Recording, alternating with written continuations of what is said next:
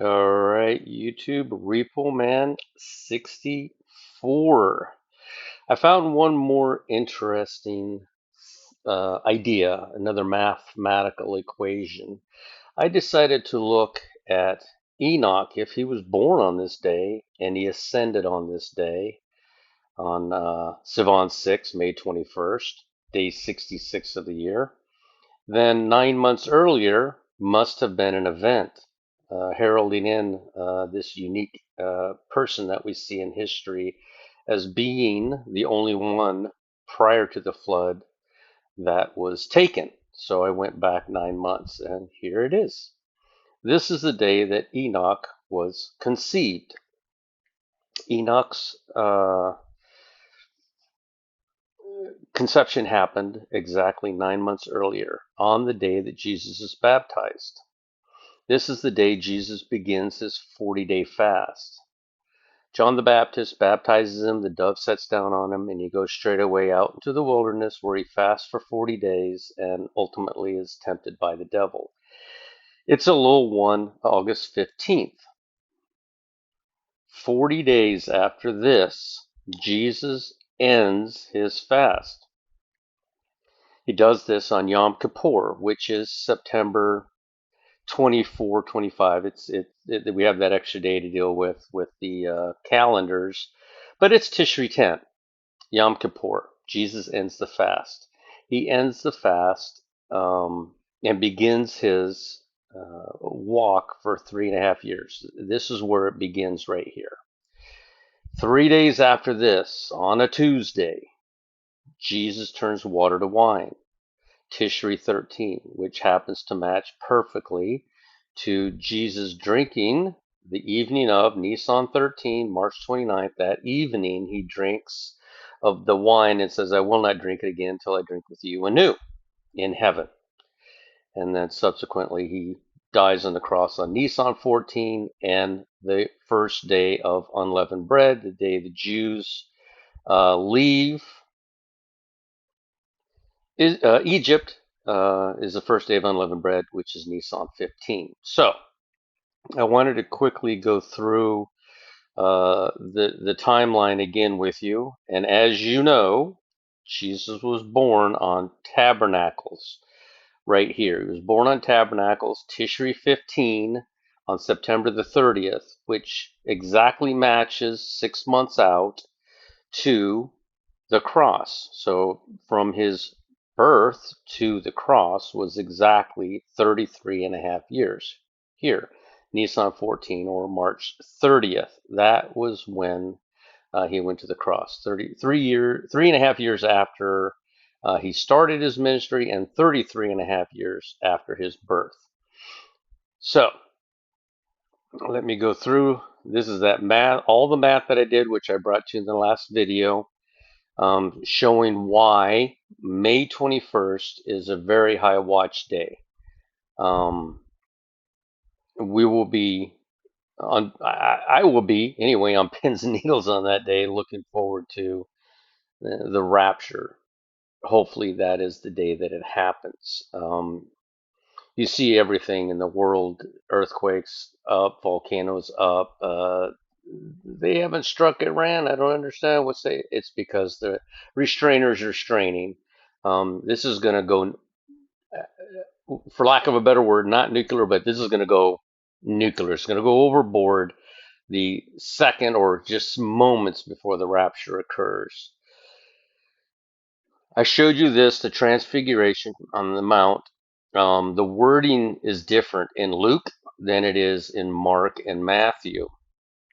In Luke, it says about 8 days, which means the completion of 7 days. And then in Mark and in Matthew, both of them the same, it says after 6 days, which is the beginning of the seventh day. In other words, based on what I'm seeing here, they were up there for 24 hours at the Mount Transfiguration.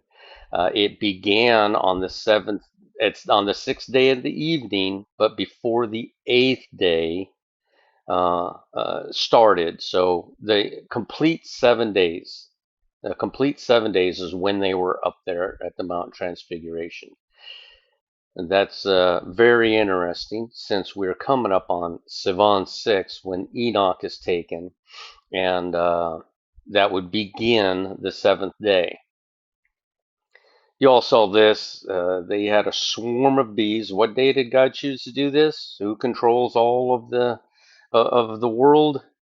God does. And on May 15th, the day actually Israel became a nation, these bees, I guess, overtook the press corps there in Pebble Beach and the media area. Very interesting. Now, I want to get into this math to show you, like I just stated, you can look it up, of course, for yourself. But on Friday, now remember, everything kicks off here in 2026. In 2026, you begin your 3.5 year count to Jesus on the cross, which will be 2,000 years from that point, will be 2030, March 30th.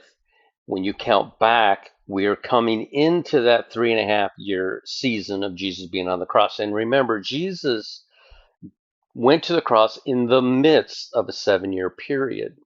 Just like Satan is going to go in and proclaim himself to be God in the midst of a 7 year period. And the tribulation saints will be home in seal 6, and the 144,000 will be down here, brought down here. They're in heaven. They'll be brought down here in perfect bodies, and they will spend from seal 6, which we can debate back and forth when that happens. I think it happens before the Feast of Trumpets on September the 15th, personally, but I guess we shall see. Whatever the case may be, we will be in heaven to watch the first seal being opened. On August the 15th, 2025, this will represent the date that Enoch is conceived, born of water, and what happened when Enoch was taken, or what happened when Elijah was taken. I would almost, people are asking me a bunch, when was Elijah taken? I would almost gamble or venture a guess that Elijah would mirror Enoch, and that Elijah was conceived of on August the 15th, and Elijah was also taken on Ascension Day of May 21st, or Sivan 6. I don't know for certain. Obviously, I can't find anything in any extra biblical books, and the Bible doesn't tell us. But based on the two that never died, both Enoch and Elijah, if pattern is prophecy and prophecy is pattern, and we do know that Enoch, of course, through extra biblical books, but we know that Enoch was born and raptured on Sivan 6. Using that template, we would have to say that Elijah was conceived of on August the 15th and had ascended on May 21st, which is Elul 1 and Sivan 6, 9 months later, or exactly 280 days, or exactly 40 weeks. On this day, Jesus is baptized. The dove sits down and he goes out into the wilderness for 40 days and 40 nights where he fasts and he is tempted of the devil. He returns after 40 days, and I showed you that's the Revelation 12 sign. That is the Day of Atonement. It fits perfectly. It was not trumpets. Trumpets doesn't jump around from date to date every year. It's on that day every single year. It never changes. On that day, there is a day of the week assigned to it. That never changes either. So if you're building a calendar or a timeline, you have to adhere to the day something happened, the date it happened, and the time span has to match as well. So here we are. Like I said, this is what I was sitting here going, gee, if Ascension Day is that, when would be our conception? And I look back, and it's August 15th. We are not only born of water, but we're born of fire. And Enoch is a perfect example. He was conceived of this day, and he was raptured. In other words, born of and then raptured of on Sivan 6. Now, I begin counting, and you can do this from any event beginning on August the 15th, coming up here shortly. On August the 15th, you can begin doing your 3.5 year count. From August the 15th, Jesus' baptism, if you go 3.5 years exactly, it will land on Adar 1, which is February the 14th, Valentine's Day. Something is going to happen on this date for you tribulation saints that are still here. Something will occur on February the 14th, 2030, because Jesus, every event Jesus did was on purpose. And we know he was here for 3.5 years, which means we can just simply count 3.5 years to see when everything lands.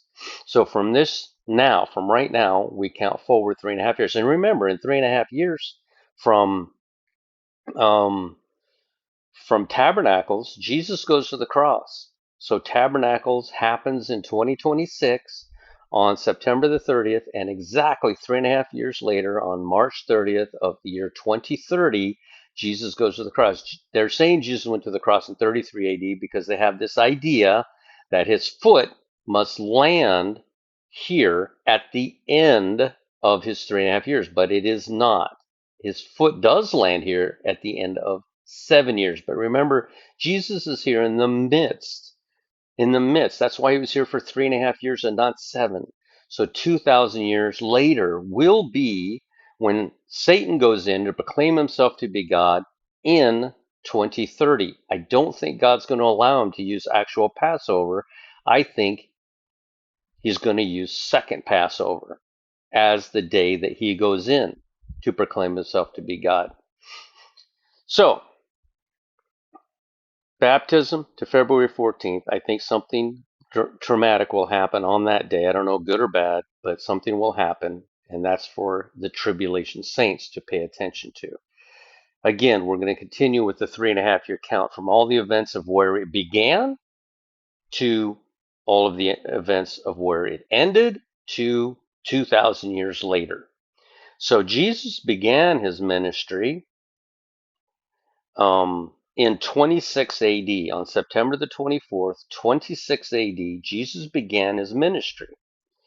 It was the Day of Atonement. That's the Revelation 12 sign. That 9 means to end. That's the end of it. That's the end of the era. That's why the Revelation 12 sign happened when it did, and that's why we're confused as to why the rapture didn't happen. It was a warning. It was not when the rapture was going to happen. And of course, we couldn't have seen that back then. We all associated it with the rapture. And then we looked at the 7 years and then the 8 years, and we're all just kind of, I don't understand what it means. It's 9 years. It's 9 years. This is when, and remember, everything Jesus did, Satan is going to do. Satan needs to have a triumphant entry. Satan needs to begin his ministry. Satan needs to show that he is the Messiah by mimicking everything Jesus did exactly 2,000 years ago. He was held up for 2,000 years. He couldn't do what he has always wanted to do, and that is to go in and proclaim himself to be God. But he can't just walk in and do it. People got to know him. He's got to rise to power, and I think he does that on the Day of Atonement at the end of, and maybe he does something on August the 15th as well. I don't know. But on the Day of Atonement in the year 2026, it will be exactly 2,000 years from when Jesus began his ministry. And again, his ministry is 3.5 years, and 3.5 years from now is the middle of the tribulation. It is not the end. Jesus did it in the midst. That's why we see the temple veil torn in the midst. It is a clue for us. That's why the three gospels have slightly different wording: 8 days, 6 days, and 6 days. There are clues in there, and all we have to do is look and want to understand. So, 3.5 years after the Day of Atonement, it will be the triumphant entry, March 26th. That's the triumphant entry. That is exactly 2,000 years later. He did it in 30 AD. the triumphant entry, and 2,000 years later, again, will be a triumphant entry. I don't think, of course, this is going to be Satan mimicking God. He's going to have a ministry for 3.5 years. He's going to get those people to follow him, and he's going to lead them up to the mark of the beast. The mark of the beast will come out after the mid-trib, after all of his 3.5 year of gathering whatever he gathers. I guess he's going to gather people to follow him. He's going to try to show that he's fulfilling all of the things that Jesus fulfilled. Remember, everything Jesus fulfilled, um, they did odds on it, on the ability for, and it's like 1,000,000,000,000. It's impossible for him to have fulfilled 8 of those things, let alone all of the ones that he did fulfill. So, triumphant entry. Satan is going to do that on March 26th in the year 2030, 2,000 years after Jesus did it. Here we have Jesus' birth was September the 29th at sunset, becoming September the 30th. Jesus died on the cross on March 30th. It was not a Saturday. It says Saturday. It was not a Saturday because the Gregorian calendar jumps around.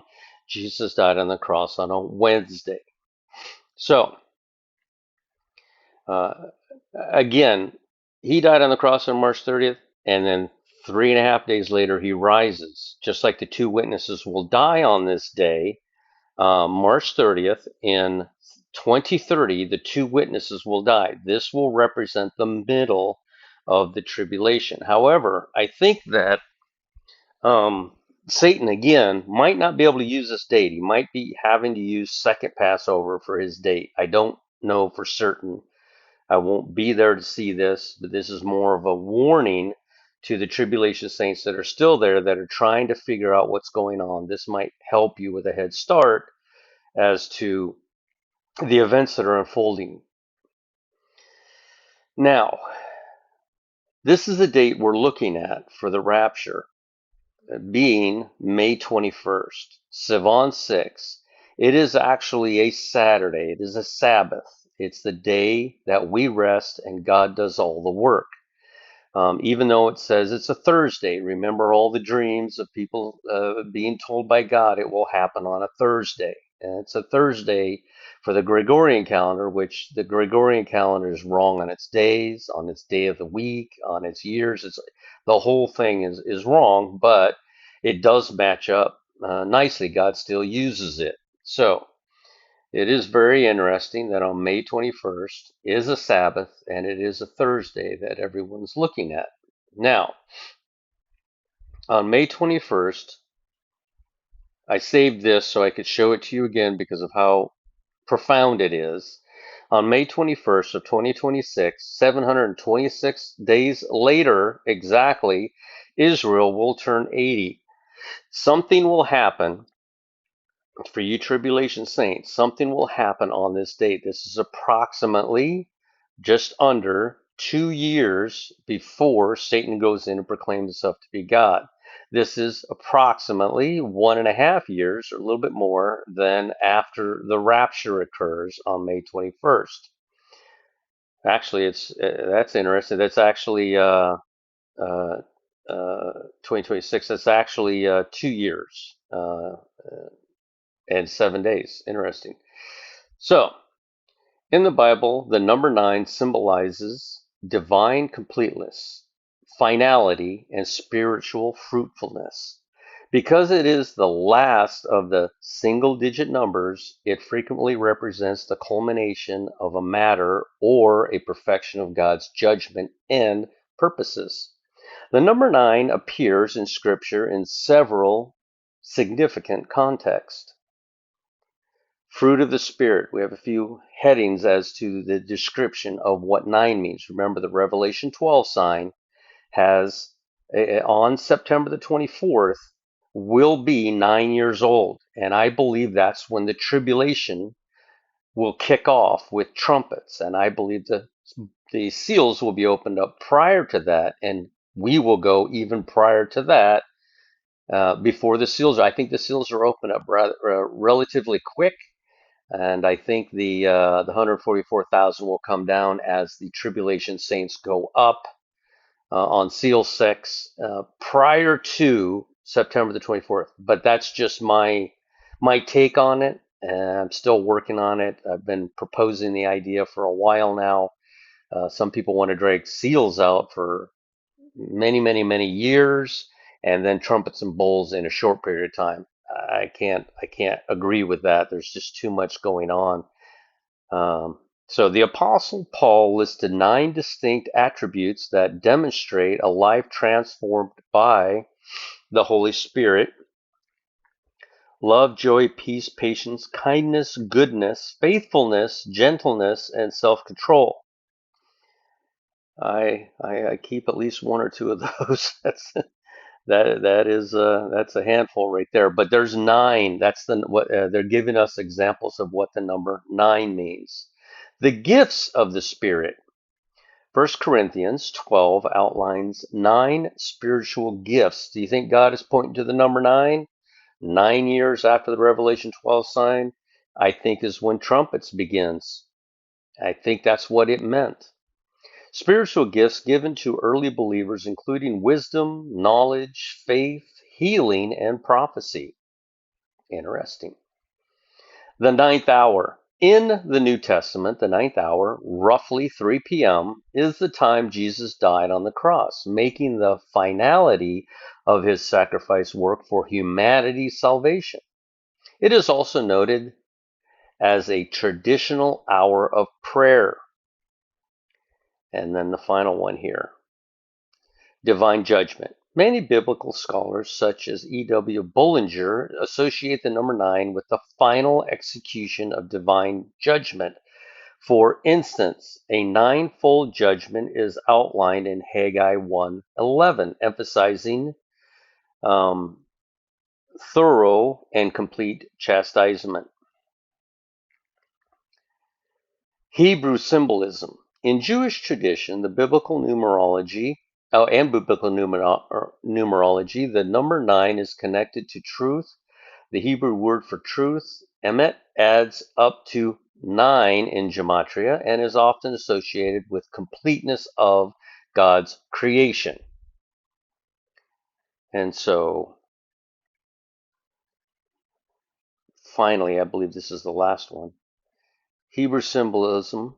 In Jewish tradition, the biblical numerology. Oh, that's the same one. Okay, so I've gone through all of the pictures. The Revelation 12 sign, 9 years old, will be very unique and very interesting to date for the tribulation saints. This will represent right here the Revelation 12 sign. And that's also where Solomon's 14 days end, where he celebrated tabernacles for 14 days, or maybe I have that off. But at any rate, Revelation 12 sign happens there, and Jesus ends his. And again, the 2 days because of the Gregorian calendar, but Jesus ends his 40-day fast on the Revelation 12 sign. Exactly. This could only happen, of course, like I've said so many times, on a static timeline that never changes, where Saturday is always associated with Nissan 3, Nissan 10, Nissan 17, and it goes on down to Sivan 6, which is May 21st. That's the date Enoch was born. Enoch was born on a Sabbath. Israel was born on a Sabbath. And the ark rested on a Sabbath. Jesus rises on a Sunday. All these events happen on these days. So, very high watch day, May 21st, 66th day of the year, Sivan 6. If this should pass, which, I mean, we don't know for certain, right? We're just trying to figure this out mathematically, and we're dreaming of this day. We know that we're going because There's nothing else we could dream of or think of. This is what we work on. This is what we try to figure out. So Enoch would be Ascension Day would be a very high watch day.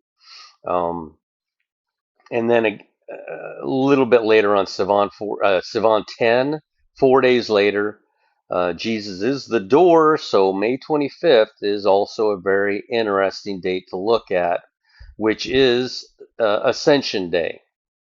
And then, of course, the count to Pentecost from the Sabbath after, just like it says, he rose on a Sunday. You shall count from the morrow after the Sabbath, which is this one, by Sabbaths. 1, 2, 3, 4, 5, 6, 7, and you land here on Pentecost, which is 84 hours after Ascension Day, and it's Sivan 14, May 29th. So very interesting. Very, very interesting. And then Mount Sinai, when Moses goes up, it'll be Sivan 15. Sivan 15 will be a Monday, but Sivan 14 will be a Sunday.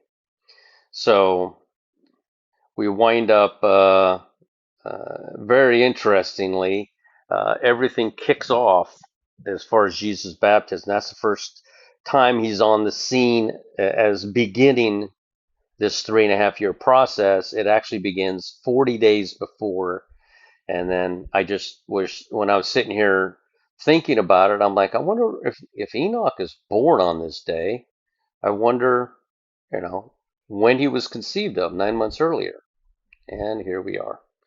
He was conceived on August the 15th, Elul 1, exactly 40 weeks later, 280 days to the day later, Enoch was born and he ascended, just like with Jesus on Christmas down here. Jesus was conceived on this day. People are asking me, how can you prove it? I said, because there has to be an event that happens. We have two events that happen on the Gregorian and two that happen on the Enochian calendar. These are the two events that happen on the Gregorian. They match, and we haven't been celebrating Jesus' birthday for this past 2,000 years by mistake, and they count from conception. So this is when Jesus left heaven and was conceived of on December the 25th, exactly, Tevet 10. And what day was that? Just out of curiosity. It was a Sabbath. Jesus was conceived on a Sabbath. And exactly 40 weeks later, 280 days later, Jesus was born on Tabernacles. He was born on September the 30th, or the night of September the 29th, going into the 30th. So there you have it. That's what I have. Keep watching. Keep trying to figure it out when it's going to happen. There's nothing wrong with trying to figure it out. Uh, Always trying to look and see. We will chat with you again later.